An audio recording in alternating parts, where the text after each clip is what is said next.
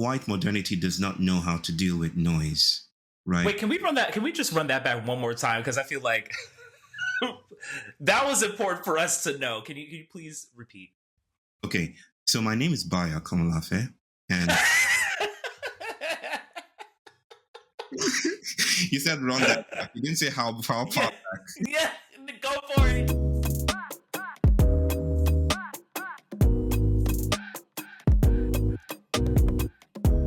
Hi, I'm Aaron. And I'm Dr. Kia, and this is the Ratchet Roundtable podcast, where we explore the defiant, irreverent, unapologetic ways that everyday folks get free and thrive.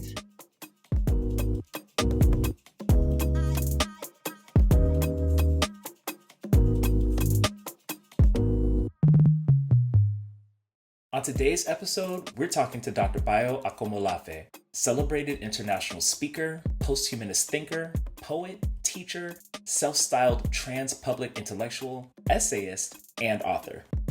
You might know him from his visionary efforts as founder of the Emergence Network, host of the post-activist course and festival and event We Will Dance with Mountains, or any number of his many other transformational endeavors. Here's our conversation. We are here with Báyò Akómoláfé. Báyò, thank you for being here. Thank you for making time. Did you get a chance to read through the many, many questions that we sent to you? No. Okay.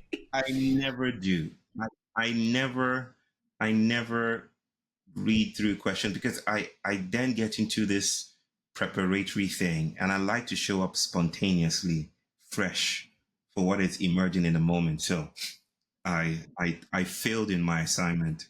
No, you didn't. Happily. That is the energy of this podcast. This podcast is Ratchet Roundtable. So showing up in a way that's emergent and authentic and spontaneous is absolutely on track. So the whole point of this experiment that we're doing is to explore the ways that the defiance and refusal and unapologetically joyful and trickstery aspects of thriving advance our, progress towards liberation. And so we really were so excited that you said yes to our invitation, because I feel like every time I see you, that's the energy you bring, right? You're bringing like jokes and camaraderie and friendship, and it's not that serious. I'm like, let's just have fun. So here we are. And really what we're hoping for here is just to, kiki and have a conversation and, maybe even hear from you some of what you've seen in the world and, refusal, defiance, jokes, fun that's helped you feel like you could thrive, or that's helped other people thrive, or that's felt freeing. That's it. That's it. Okay. Yeah. Okay. We like to start with the question, who's entering with you today into this conversation? Who's entering with me? Wow, that's a rhizomatic field of possibilities there. I could go places with that. I will say Issue is entering with me. Issue, for those who are just thinking I'm saying issues, no, I'm invoking the trickster god of the Yoruba pantheon, who crosses the Atlantic Ocean and who sits and holds Ashe in his hands. I think he's very, very strong. The force is strong with him and me today. Yeah.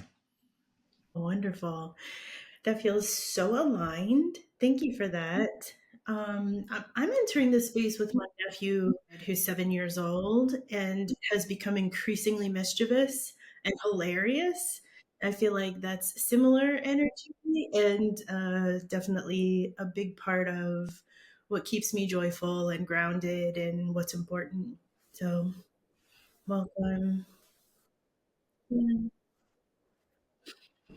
Aaron? You see, yeah, who's entering with me today?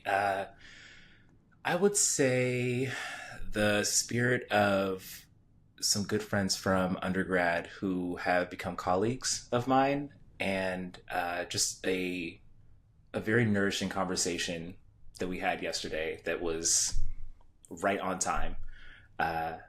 Some heaviness in the world, some heaviness just in our daily lives, and just the three of us connecting was what I needed to just kind of cruise into this weekend and into this conversation in particular. So I'm feeling very grateful.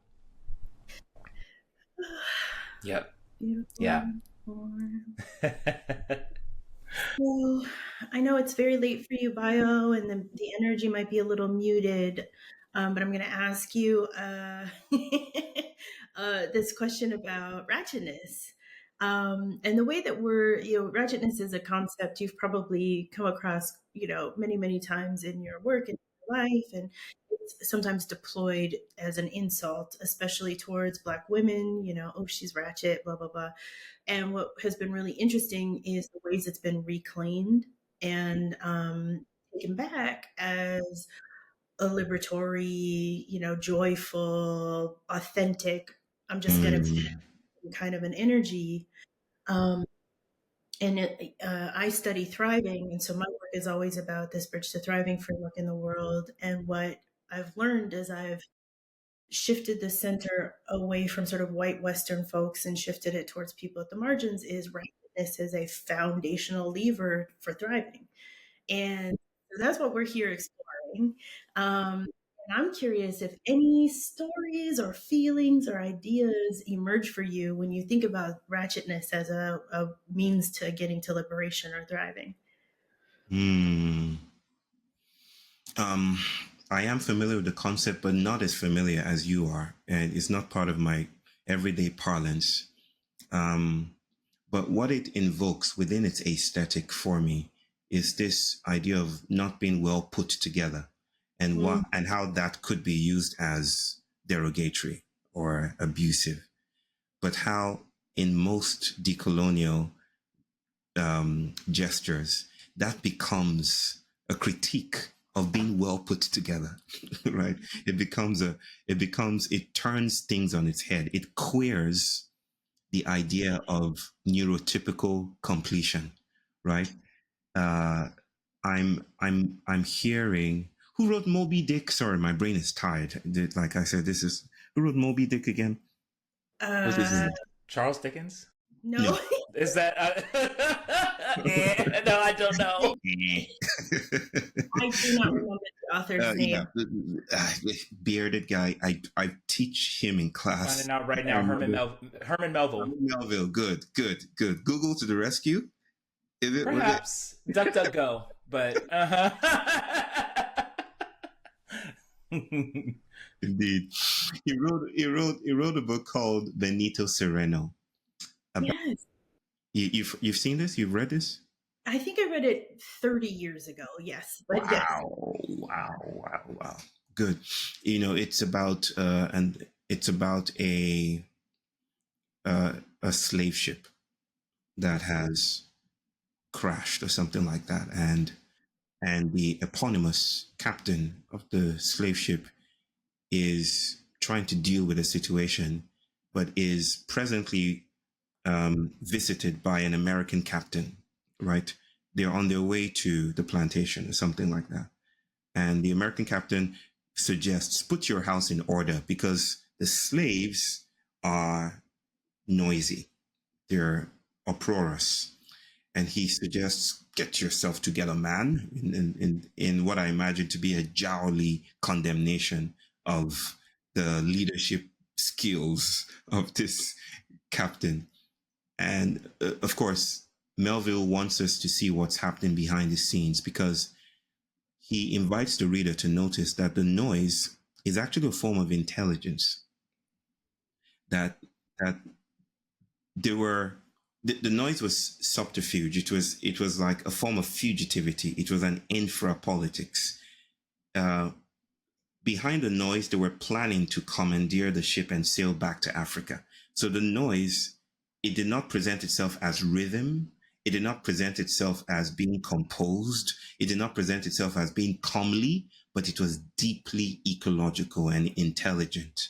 And that's what I hear when I hear you speak about this word, this term. Yes. It's bringing to mind. Are you familiar with Menhaden fishermen? So if we come into the colonial context and land in a time when there is still enslavement, Yes. there were these groups of men who would fish for menhaden. And the way they would fish was they would get on two boats or two or three boats, and it would be groups of men. They drop these really heavy nets into the water, Right. and they would sing and they would chant as they pulled these extremely heavy nets up with all of these fish. And the singing and the chanting was a form of like collective might, right? It was a way for them to be strong enough for the task, but it was also, a form of community and connection. And that form of fishing, of course, existed beyond Mm-hmm. uh, emancipation, but the chanting and the singing continued to be this kind of powerful way of coming together to do a task that was otherwise too difficult to do. And I know it's not entirely the same, but it is this way that the sounds that can emanate from us are a form of intelligence, and they sort of supersede something like we're just singing a song, or supersede like we're just making noise. Mm-hmm. Mm-hmm. And that noise, you see, rhythm is comely and therefore dangerous, right? It goes back to the Greek mythology of the muses, right? That would haunt sailors as they crossed the waters, and the sailors would need to tie themselves up so they're not taken away and they don't dive into the waters, right? Uh, what isn't available for surveillance for archival coloniality is noise. White modernity does not know how to deal with noise, Wait, right? can we run that? Can we just run that back one more time? Because I feel like that was important for us to know. Can you please repeat? Okay, so my name is Báyò Akómoláfé, and you said run that back. You didn't say how far Yeah, back. yeah, I'm go Yoruba, for I'm it. Nigerian. I would go all the way back.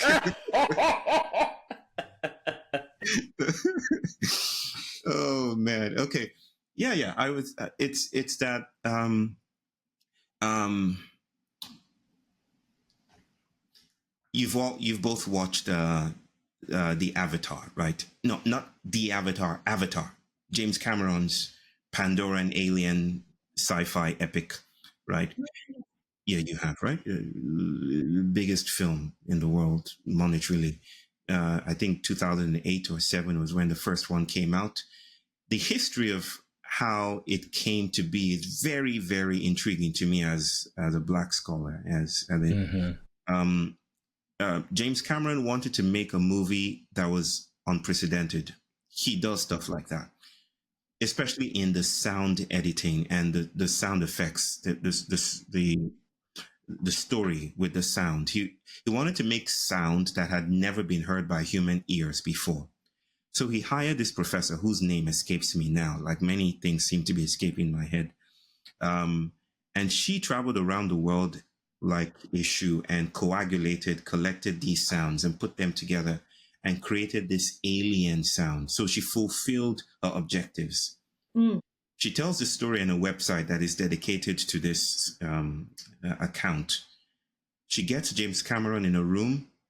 James Cameron sits down and she plays it for him. And James Cameron starts to listen. And then he opens his eyes and says, "I'm sorry. Can't do this. It's too alien." Right? It Oh. it it it it it, it couldn't it didn't fit. It's not available for him to use. And so what you actually hear in the Avatar is the trumpets, the European sounding trumpets, and the same old heroic tropes that attends all adventurous movies in Hollywood. He returned to trope because noise was too heavy. Noise is ontologically heavy, right? And whiteness as a realm that performs bodies does not know how to parse noise. And what blackness is, more than identity, more than the color of my skin, what blackness is blackness is noise. Blackness unsettles settlement, right? It disturbs foundationalism. It circumvents identitarian, essentialist, flattening paradigms. It disturbs coloniality. It's what coloniality is indebted to, right? And so there's no utility. Blackness is beautifully useless. And I'll say what I mean by that. It's useless. A dear colleague of mine calls it a pragmatic uselessness. It's useless because utility is dangerous, right? If you're useful, then you're imprisonable, right? You can be incarcerated. But when the forces of the plantation reach the trickster, it doesn't know what to do with it. The dogs retreat. The policemen do not know what to police because you're unwieldy. Where do we even situate the body? So that's what blackness as an unsettling paradigm is. Noise. It's the intelligence of the other that is infiltrating the whole. That's what I said. Wow.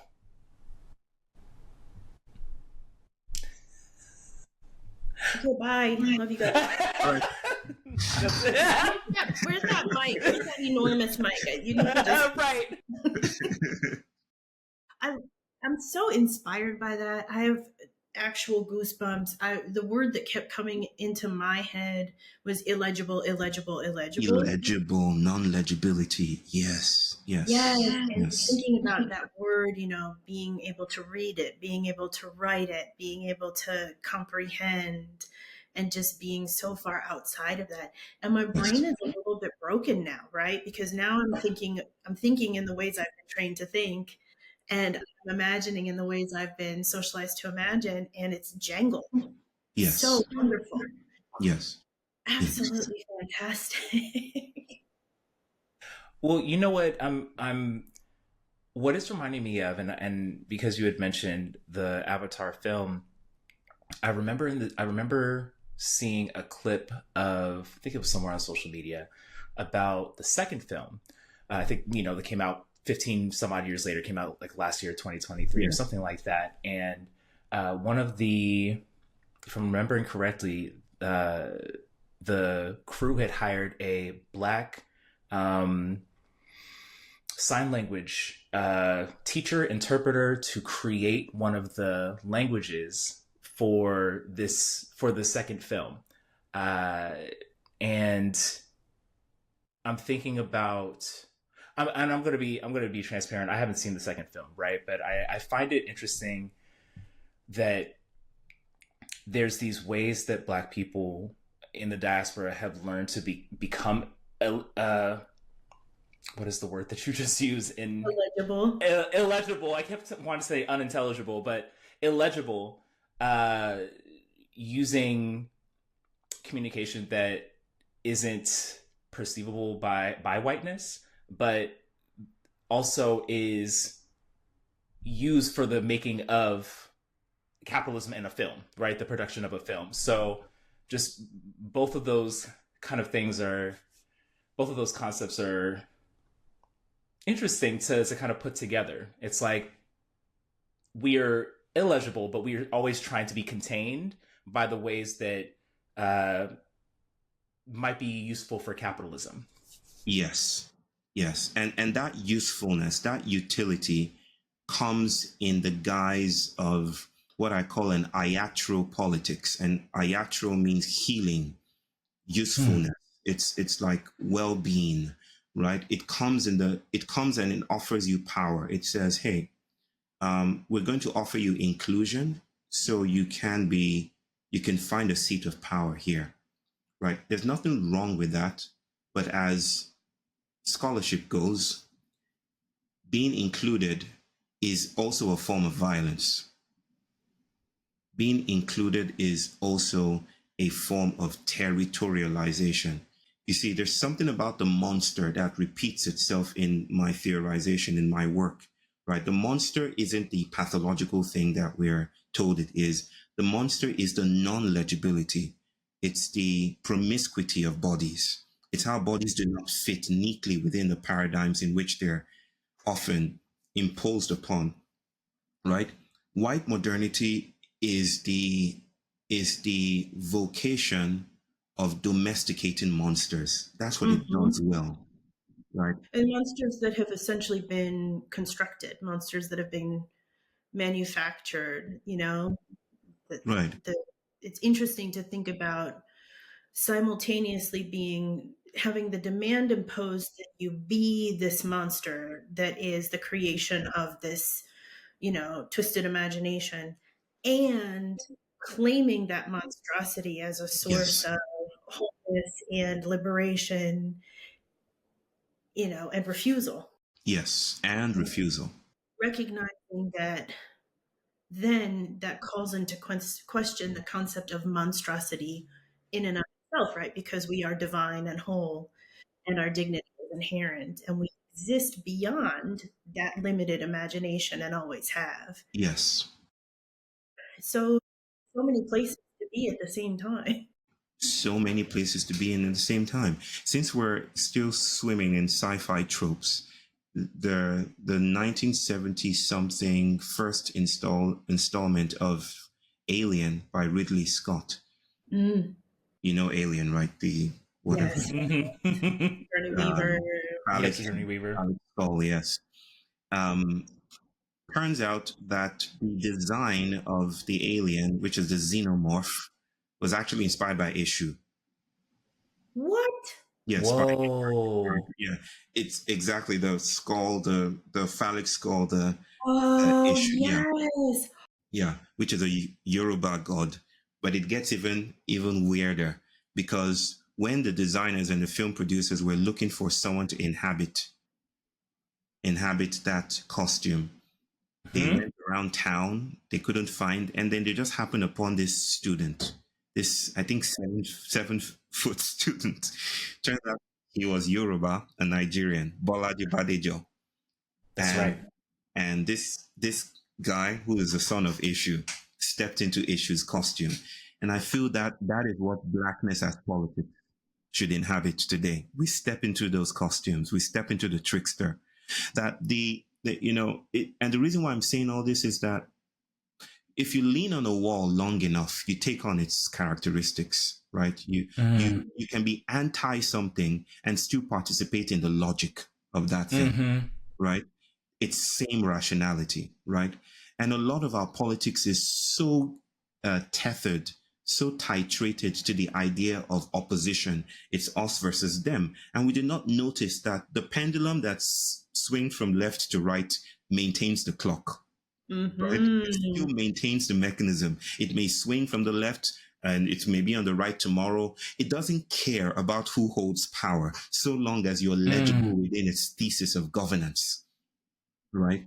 And we are governable in that way. So the thing to do where fugitivity comes in, onto fugitivity, parapolitics, getting lost, or Yoruba people say, in order to find your way, you must become lost, is about learning this non-legibility, cultivating a different kind of politics that isn't about contesting a seat at the table, because I don't want a front row seat on the Titanic, right? I don't want that privilege.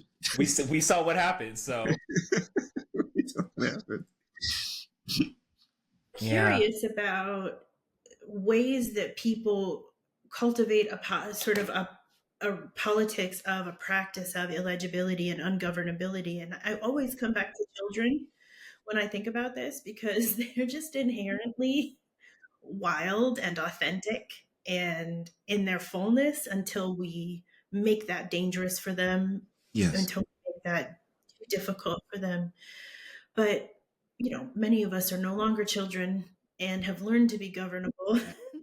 And so I am really curious about ways to be in this practice of disentangling, of becoming less legible, of becoming ungovernable. Um, for those of us, and for those who are sort of listening or watching, who might just kind of be like, where do I start? What do I do? Do you have thoughts on that? Definitely. I have Thank many. you. Where do we start? Here Uh, we go. Get comfy. uh, so, I don't know if you've heard me tell a story about my son who is autistic. He's 7 years old, and we were in. You My nephew. Yes, is continue. autistic too. Autistic in 7. At seven as well. Mm-hmm. Oh, wonderful, wonderful. My son is 7 and autistic. Yes. Uh, just a while ago, he walked into just before I got on this call, he walked into my space here and said, "Are jellyfish poisonous?" Interrupting the interview that I was in. I couldn't answer that. But yes, he does this all the time. And we're in Massachusetts in June last year. I still am the W.E.B. Du Bois Scholar in Residence, at an institute there, and we were in our home there in Great Barrington, a very mountainous, beautiful place. And I was doing the dishes, which is when I do my best philosophy and thinking it's my alone time to just do dishes and think. He was up by 11 p.m. And Kea is not the kind of person that you say, go to bed. It doesn't work. His sister was Ungovernable. no, he's ungovernable. He's not polite. He's not. So I couldn't say, could you go to bed or something? But I was acting up. I needed that space to myself. I was tired. I was exhausted. My wife was back in India doing some stuff. And so I turned to him, and I feel this very strong intergenerational Yoruba spirit bubbling up. You know, the way that our parents trained us to sit down and be quiet. You know, I want to tell him could you just sit down and be quiet?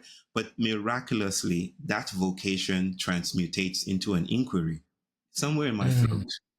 And I hear myself say to my son, could you tell me why you go around in circles? Not like I needed that information, but but that's what it became, because my son was going around in circles. I forgot to mention, he was going around just in circles, just walking around in circles, and was doing it noisily, slapping his feet on the wooden ground, pap, pap. Oh, sensory delight. Yeah. So I turned to him and I said, could you tell me why you go around in circles? And without missing a beat, smiling at me as he continued to do that which he was doing, he said that, Dada, which is what he calls me, there are things I have to do that you know nothing about. The things I have to do that you know nothing about. I had goosebumps, my hair stood on end. Okay, I continued washing the dishes. But I offer that as a story to people who immediately ask me the question upon listening to me wax poetic about cracks or blackness. What do I do about this?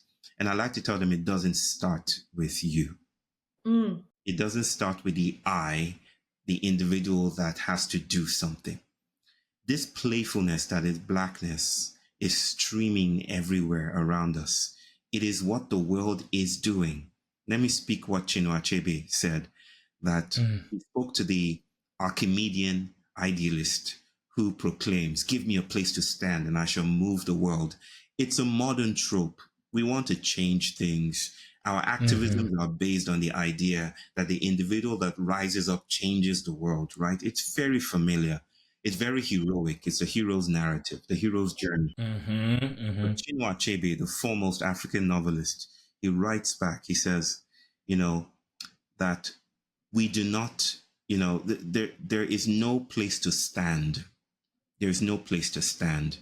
We have to stand with the world and move at its own pace, right? Moving at the world's pace is humble. It's very humbling. To the modern citizen who demands to speak with the manager, right?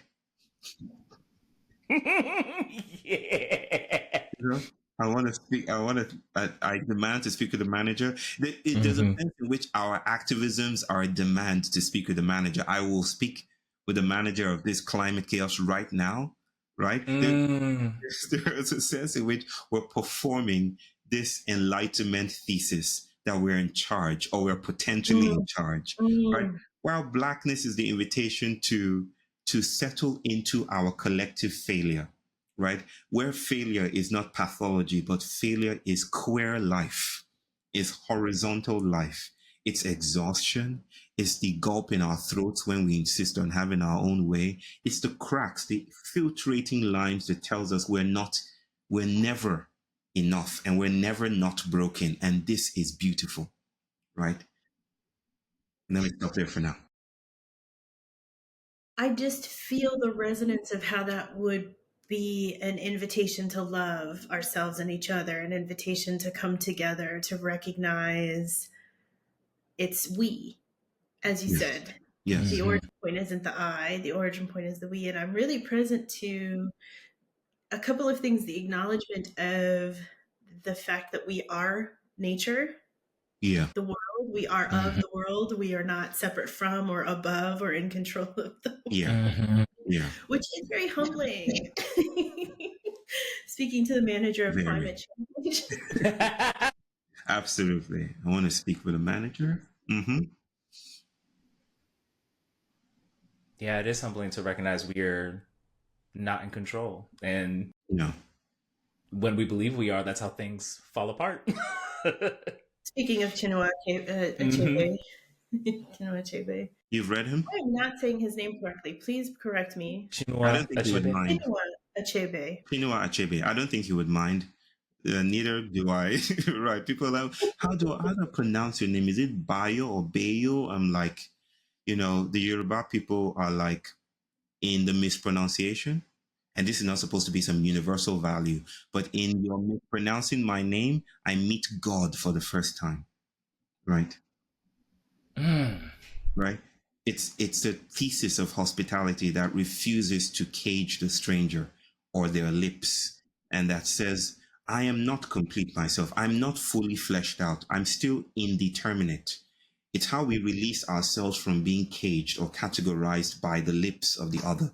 So we say, mispronounce it, go ahead and do it, because that's how God shows up in the cracks of your failure.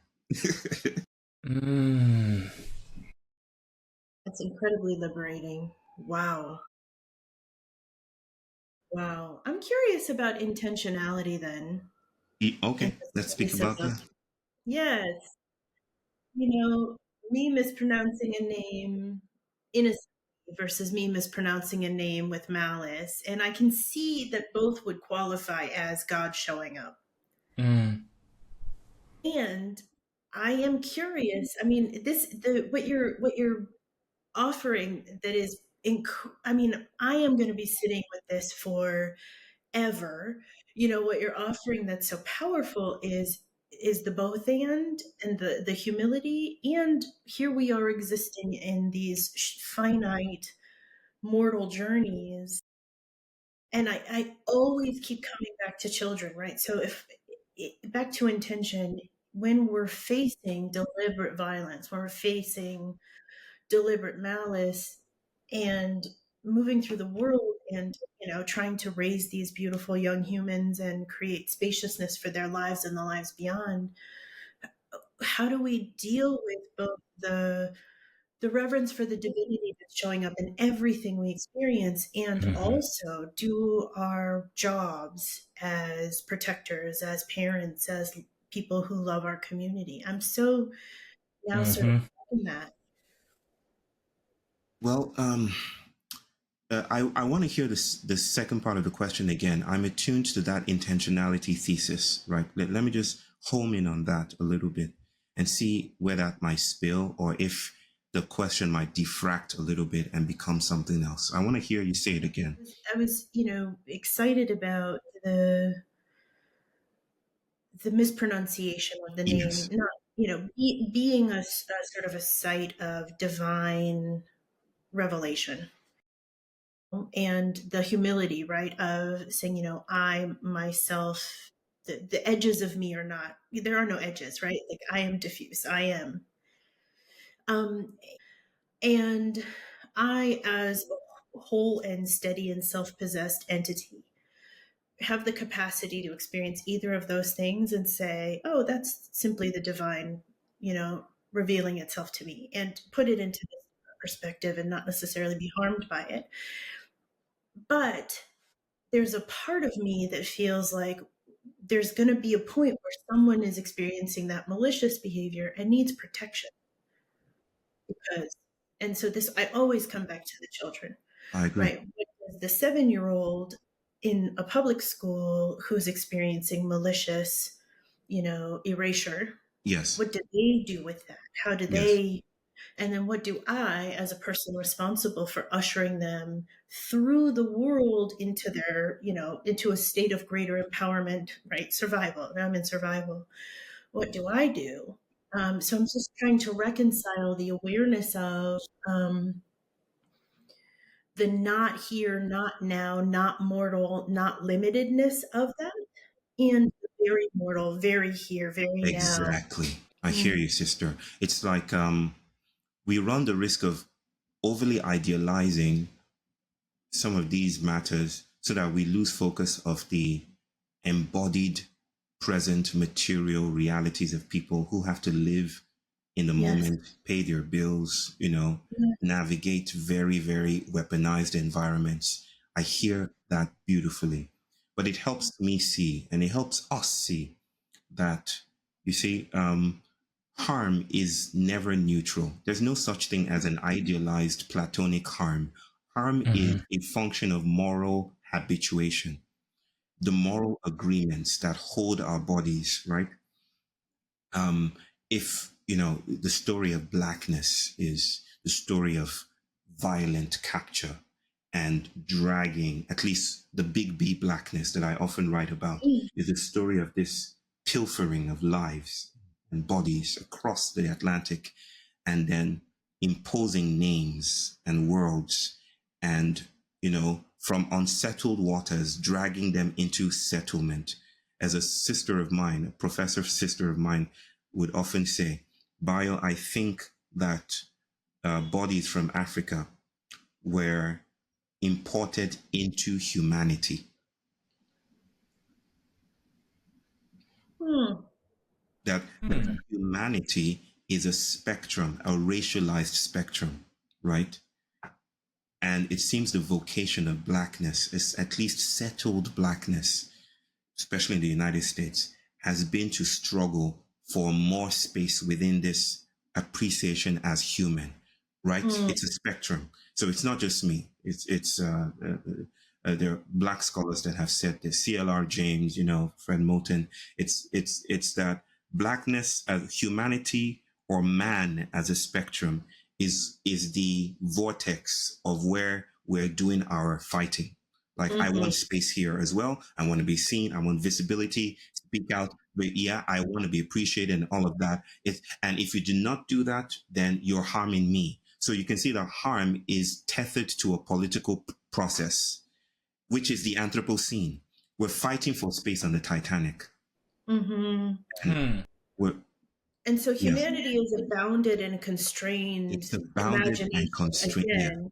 Yeah. And so, in fact, what happened was, as we were arrested, as our ancestors were arrested, across the Atlantic into this space, they were essentially brought out of the wholeness of existence into this very finite concept of humanity. Enlightenment humanity. Our bodies were imported as prosthetic devices to support this earth flattening project that is humanity, right? It's a terraforming process where the humanity is not just being human, this anthropomorphic shape. Humanity is an earth flattening process, right? It flattens indigenous spaces so that you can raise schools, right? It's racialized morality, right? This is what, and so bodies were brought in to hold the weight of this world building process. And so they were imported into humanity. It's an infrapolitics, but it's also a clamoring for more space within. And humanity has run out of space. Becoming ungovernable. Yeah, there you go.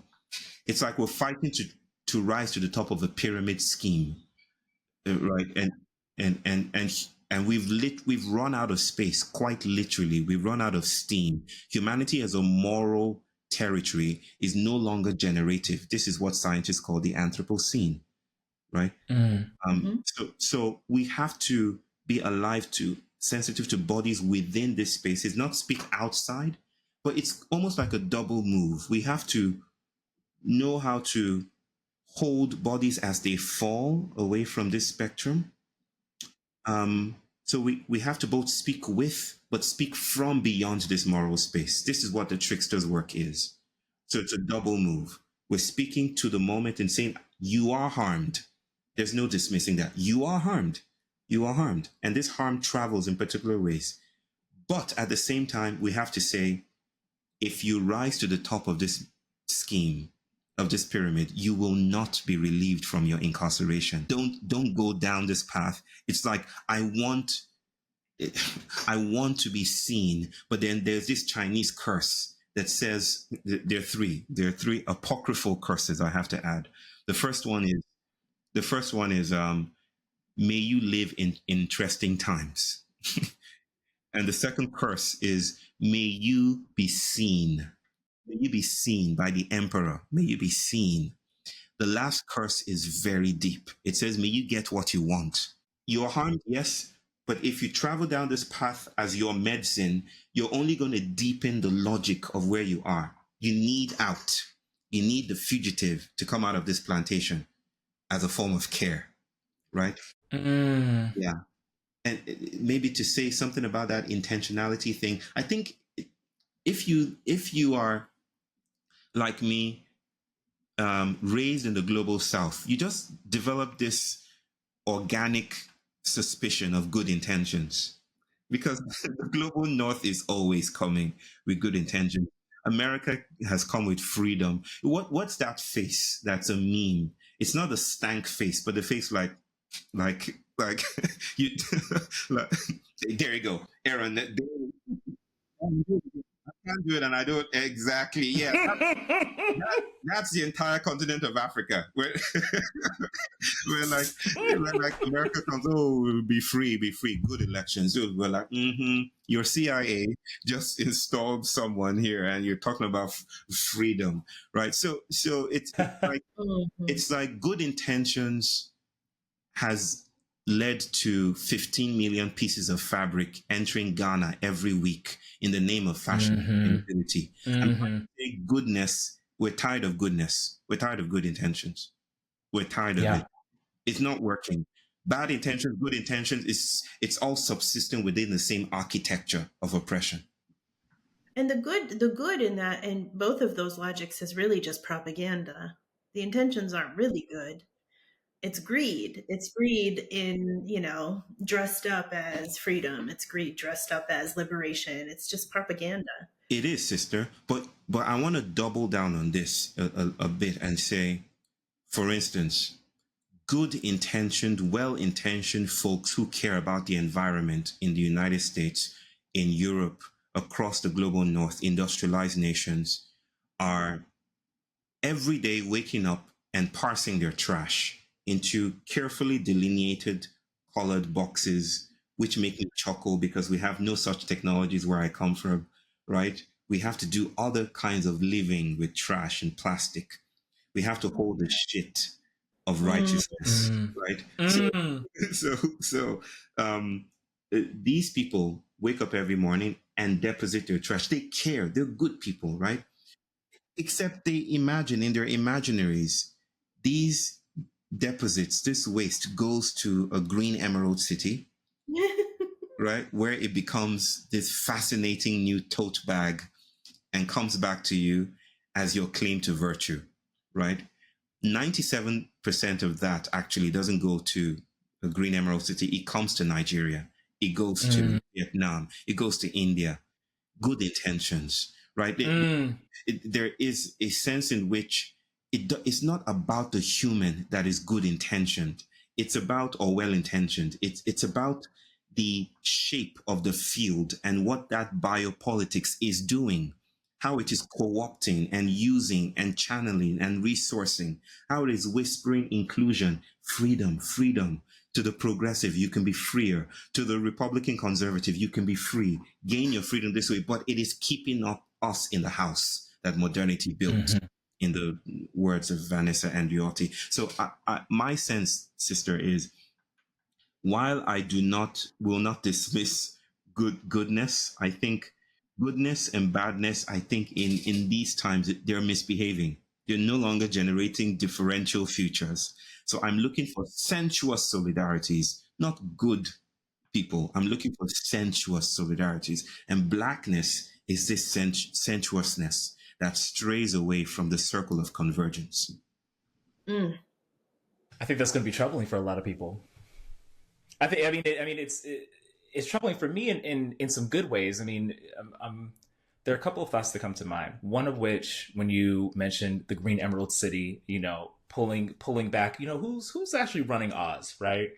I think about there were a couple of things that you mentioned, and that's why refusal has been so central to our definition of ratchet, right? I think about the actress Uzo Aduba from Orange is the New Black, and how she was in an interview one time. Yep.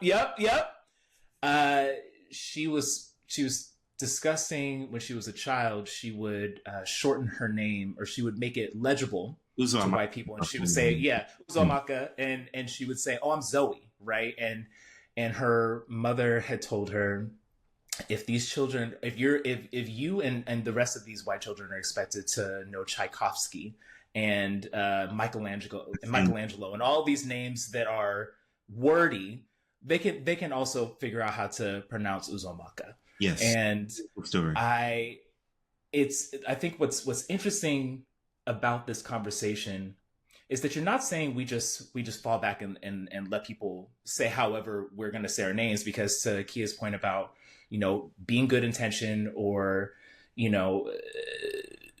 malicious intent with how harm is generated, particularly along Black bodies, that there's just a complication we should be aware of and kind of move through. And then there's another piece about that. So it's about the being seen, right? And there's another piece I'm thinking about. I've been reading Alexis Pauline Gumbs, Undrowned. It's a creative nonfiction where she's talking about marine mammals and the ways that you're familiar, and the ways that certain, like dolphins, I can't remember which particular like subspecies, but the ways that if they do stand out, they swim with other dolphins in a way that they are not seen as a type of fugitivity, so that they can get past their predators and live in community and just generally live. So it's troubling in the ways that we as humans are in our sorting our trash and being and trying to be good people. Mm-hmm. In this pyramid scheme of nature, we are also withholding the ability for other species to thrive as they otherwise would outside of colonialism. So there's a couple of things here that are just they're coming up for me. I don't know if you have additional thoughts about that, but that's what's coming up for me. Yeah, I have an anime book somewhere. Ooh, I love anime. yeah. As kid knows. Manga. I don't know where I left it, but no, it's not it. It's not. It's called Uzumaki, and it's about. Yes. Have you heard about it? It's now a Netflix program. I haven't watched it yet, but yes, yep. Yeah, and it's about this strange spiral that haunts a Japanese town. It's a spiral. It's like an infinity symbol. No, it's not. Yep. It's almost like it's a spiral where things just go inwards like that. No matter whether you're on the left or the right, your background. What do you say, brother? Like your background. There you go. There, that's the Uzumaki right there. It doesn't matter. It doesn't matter where you start. You will come to the center, right?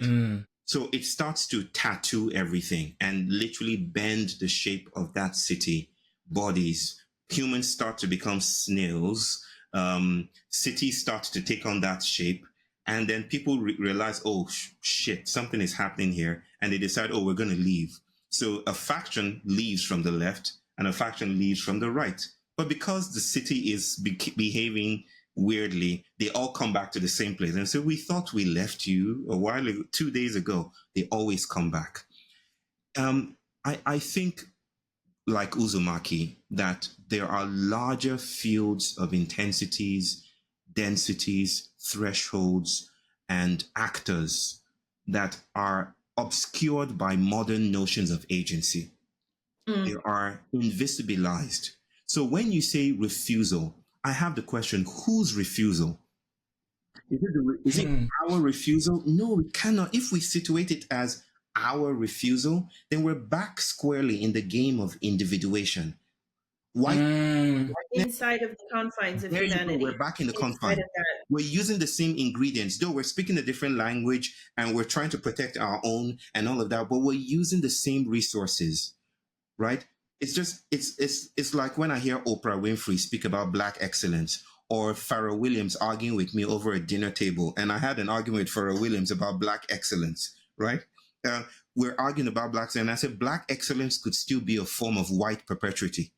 That it could Yes. be a form, because it's using the same resources, the same ingredients Inside of that same bound. inside of this. Yeah.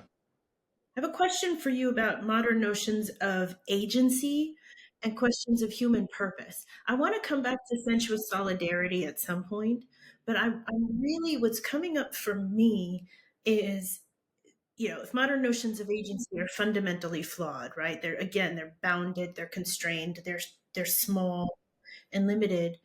I imagine that's going to come into conflict with the very foundational human need that we have for a sense of purpose.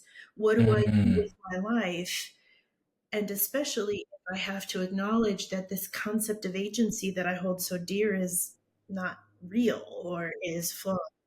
I'm really curious to know if you have thoughts about that. So, and I'm a psychologist and I'm trained inside of these Western traditions, and I have a framework for thriving, and all of these things that are inside of these bounds of human experience, humanity, seeking, I'm a phenomenologist, right? So I'm always like, what is the story that's being told? What is the story? What is the thing? Yes. And always like, what is the thing? What is the thing? With a lot of delight when the thing is like, I can't be contained. But so here we are. Modern notions of agency, how do they impact that sort of, like, what does the human do then with all of these needs and urges and desires to exist and to be and to actualize in a way, with the idea that everything that we have come to understand as guiding us may in fact just be a trap, a prison, a constraint? Well, there are larger, and I'm reeling under the weight of the multiple directions this could go. But I'm acutely in touch right now with the philosophical conversation around free will and determinism. Right, it seems at heart here, and it's only par for the course that we enter into that space. Right, it's, do we choose, or are we determined in a fixed way? Well, it's usually presented as a binary. It's either or. I don't think, as you rightly intuit, there's something else. There's a third thing. In fact, when people say it's either or, I actually tell them I think they're the same argument. and let me see if I can unfurl that. And it should speak to what you're asking, sister. The idea that we are free and unencumbered is the idea that the world is determined. We are kind of like magisterial divine aliens that live in a world that is not free, right? It's a way of saying that matter is not free, but we are free because of this divine quality. Maybe Gandalf or God or whatever just gave us that quality of freedom, right? And then the other side says, no, everything is not free. Everything is predetermined. If I can trace an atom here and another atom here, I can predict your life, right? In extremities, it says none of us are free. Some versions, as you are a psychologist, is it John Watt? No, not John. What's his name? Behaviorism. Skinner and all these guys that were behaviorists, champions of determinism. The reason why I say they're the same argument is that both of them um, presuppose that matter is still, that matter is determined. They're both arguments about, they both agree that matter is done, right? One just says we are not part of that incarceration, another says we are part of that incarceration, but they're the same argument about matter. I refuse to incarcerate matter. I think of matter in the way that Yoruba people think about matter, that the world is indeterminate. It is so magical and promiscuous that it is still becoming, right? It is so fugitive that it cannot settle within simple categories of thought. Modernity is the form of care that wants you to settle and think with category. So it puts you in a box. It puts identity in a box. But we're larger than identity too, right? We're more cosmic and diasporic than identity. But we only know how to think within these boxes.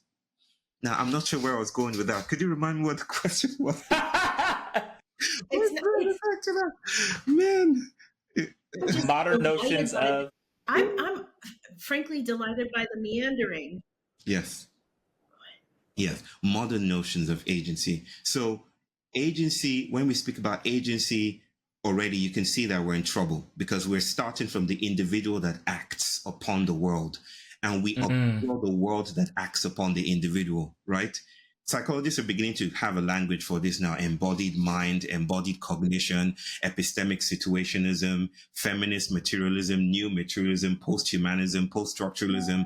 There is the sense that the world is acting upon us. We're not choosing between Pepsi and Coke, right? It's that things are acting with us. We don't choose except we choose together, with microbes, with architecture, with furniture, with trauma, with ancestrality, right? It's not Aaron that is walking into a shopping mall and saying, I choose this, right? You're already connected with politics, with biopolitics, with iatropolitics, so that we're doing it together, right? And that is what modernity only wants to see the logo. It wants to see the crest, Nike, Air Just do Jordan, it. nice. It doesn't want to see the Chinese factory behind that, right? It doesn't want you to see the inner workings, the flowing. It teaches us to think in terms of completion and goals, not process. Resolution, not process. But blackness is process, right? Blackness is unsettling of goals, of settlement, right? But whiteness is the vocation of resolution. So modern notions of agency are already forms of entrapment because they insist that the way to be in care for ourselves and the world is to start from ourselves. That's why the wellness industry is tracking on to be $1 trillion industry in the next 12 years, or more than $1 trillion industry in the next 12 years, and people are getting sicker. It's, to me, it's so interesting because when you said,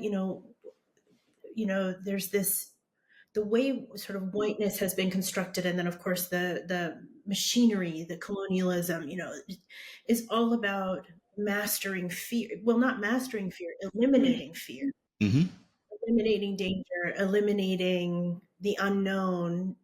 It is such a powerful thing because then when you look at, you mentioned the wellness industry is so interesting to me because in many ways, I think there are a lot of people in that space who are in the work of trying to get to the truth that you just named in 5 words.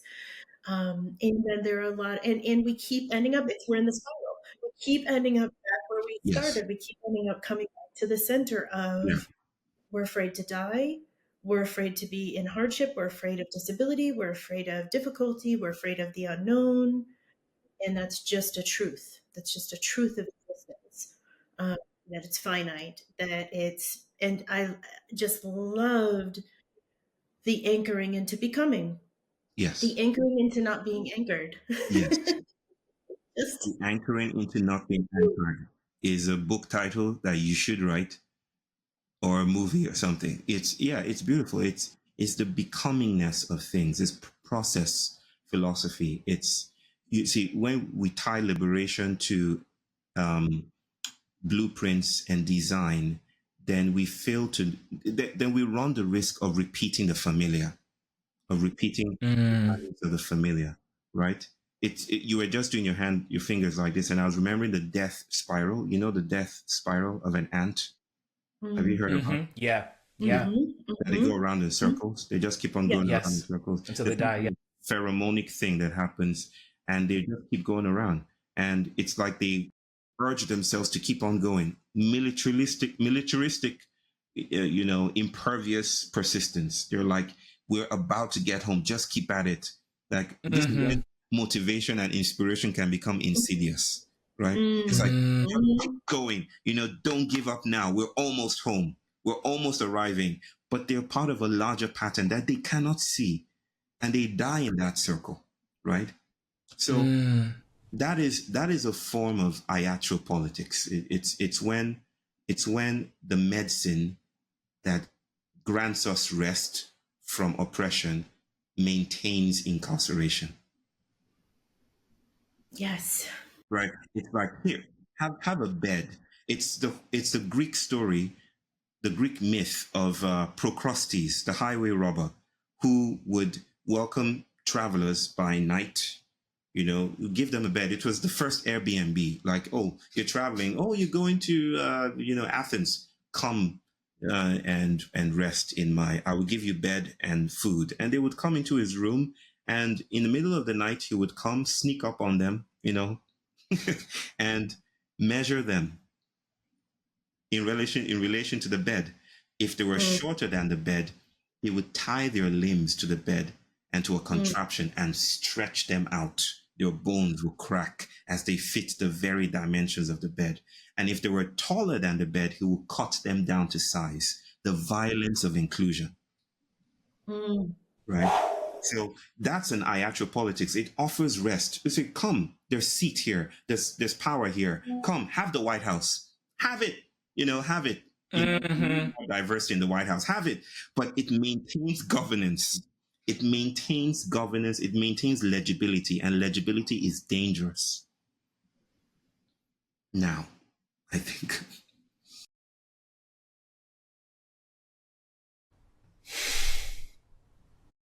Yes.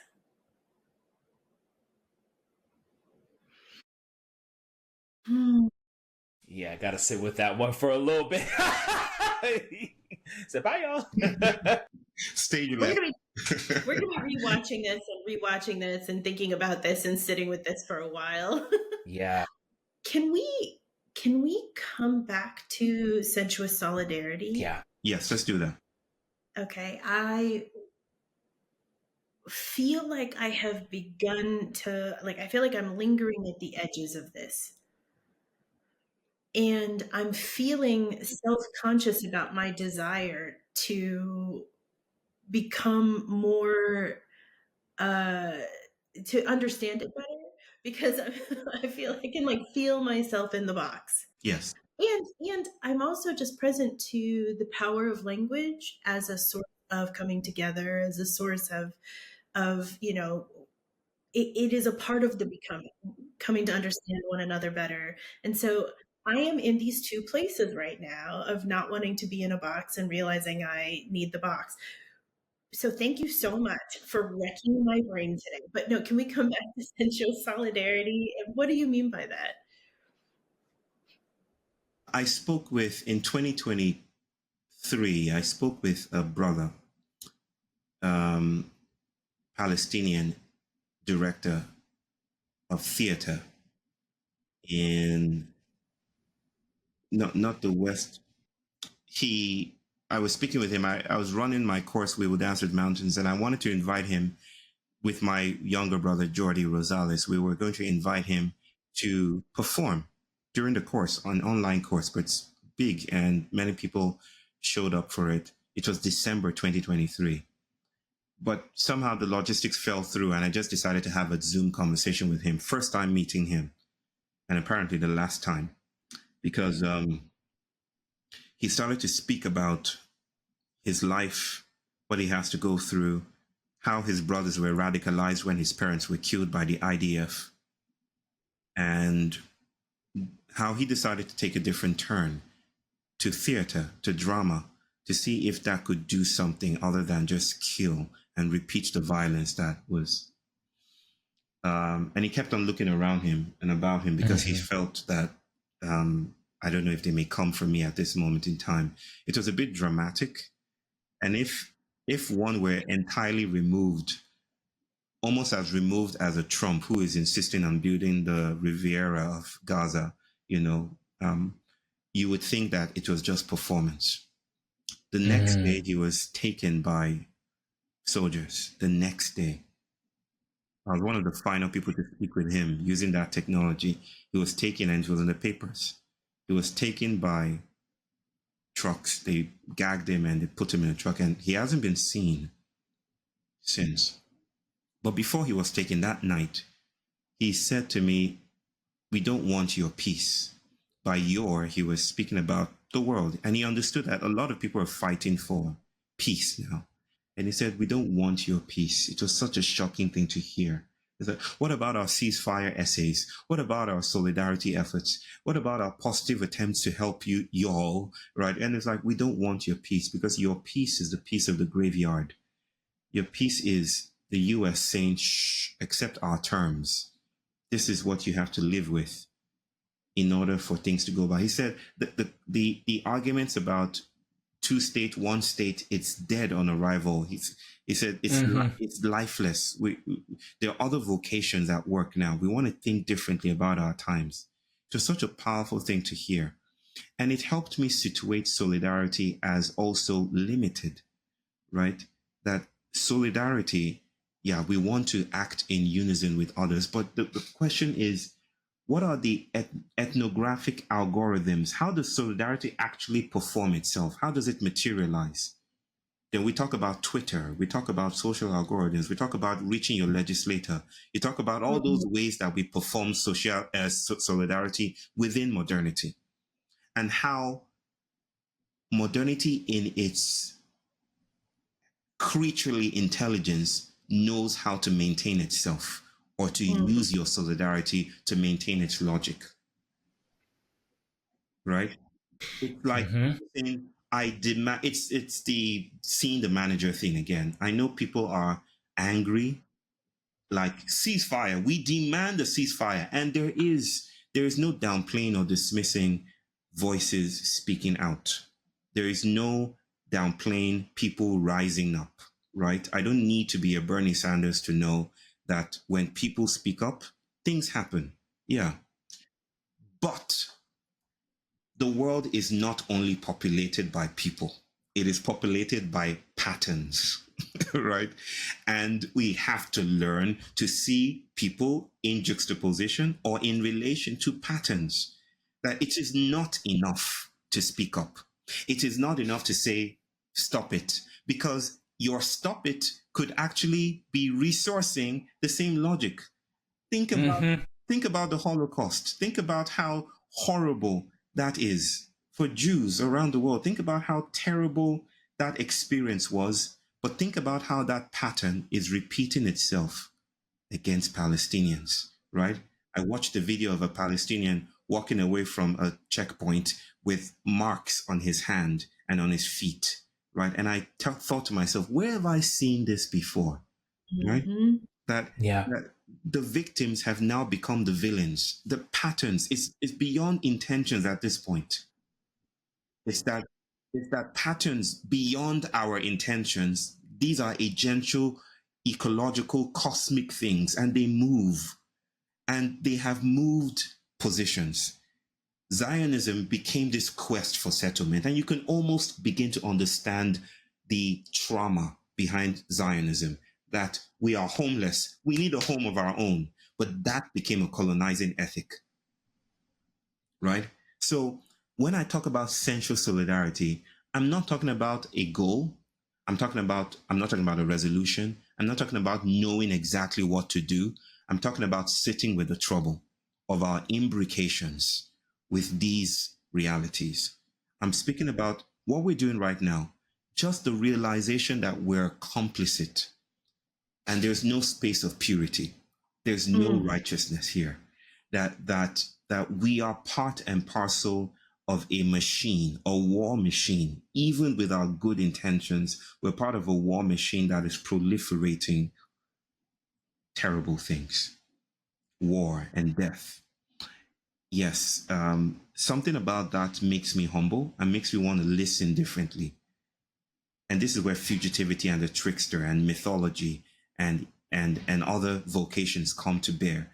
And you might say, well, that doesn't do anything. It doesn't solve the problem. It doesn't reduce the fires. But maybe it is time to run upstream. And maybe this is a good way to insert the story in conclusion. Desmond Tutu tells the story of two monks walking down a river, on the banks of the river. And by in their conversation, they hear a voice calling out for help. Someone is drowning. The thing to do when someone is drowning is to save them if you can swim. And so one of the monks jumps into the water, drags out the body, and they continue on their merry way, speaking about Avengers and the MCU and Thanos snaps and all of that. I don't know what monks speak about, but they're speaking about well, maybe Elon Musk or something. And then by and by, they hear another voice calling for help. And so the monk who's doing all the swimming and all the work jumps in again, drags him out. They revive him. Oh, thank you very much. And then they continue on the way. And this happens 11 times or 20 times. Name your number. And then instead of jumping into the water, this monk just runs away. Just runs away. And his companion is like, where are you going? You know they need help. We need to save them, and I cannot swim. And this monk calls back and says, I'm running upstream to catch them where they're falling, right?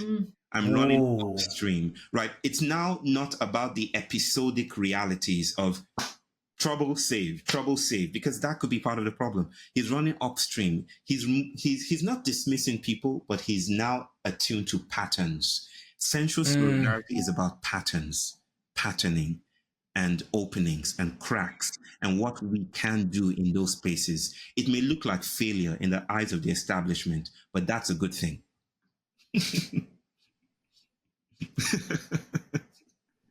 Yes.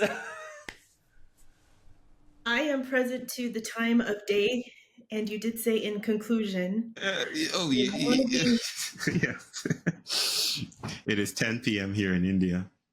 I want to honor that. I have so many more thoughts. I have both and questions. We can do it again. I would love to continue the conversation. Bless. Thank you for saying that. This has been the highlight. I am full. I have so much that I'm sitting with and thinking about, and I'm just very clear that I'm going to stop thinking and go dance in a little bit, and that's just what I'm going to do. Good. Good.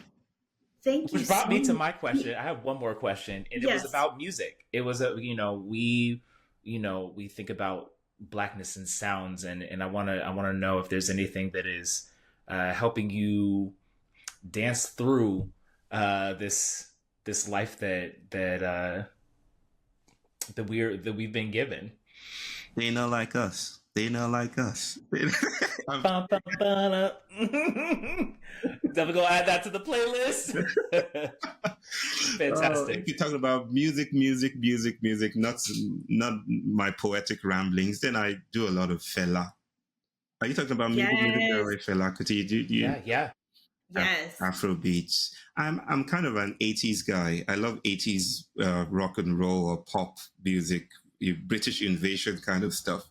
But beyond that, beyond my preferred tastes or selection, I think Blackness is itself, and it's not usually heard in as the musical, but Blackness is the deterritorialization of incarcerating rhythms.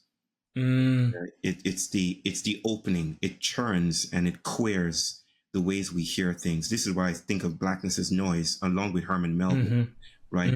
That there's something that upsets there. So I hear that music everywhere. In my son going around in circles, in soft moments of hospitality, in meeting a stranger and having a strange affinity that doesn't last but is intense in that moment.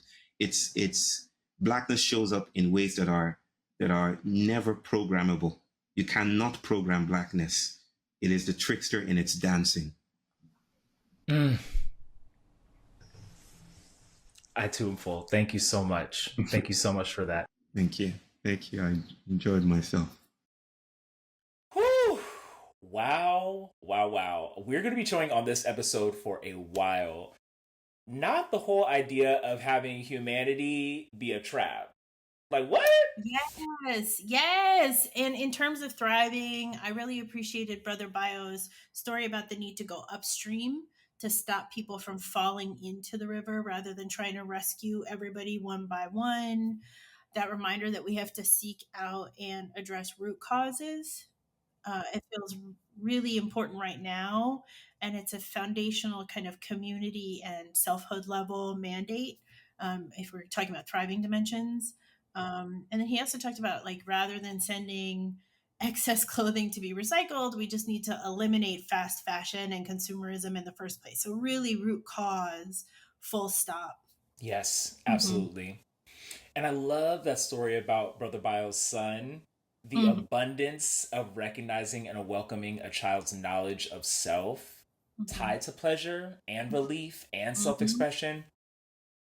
That was also a great example, I think, of how we can build thriving into community, how we honor and respect our children as whole and wise beings, and was something to teach adults. Mm-hmm. Absolutely. I actually really think that we need that more than ever right now. And as always, there's more. Let us know what thriving guidance you noticed. Are you inspired to take action? You can comment on YouTube. This has been Ratchet Roundtable with Aaron and Dr. Kia. Stay irreverent, stay free.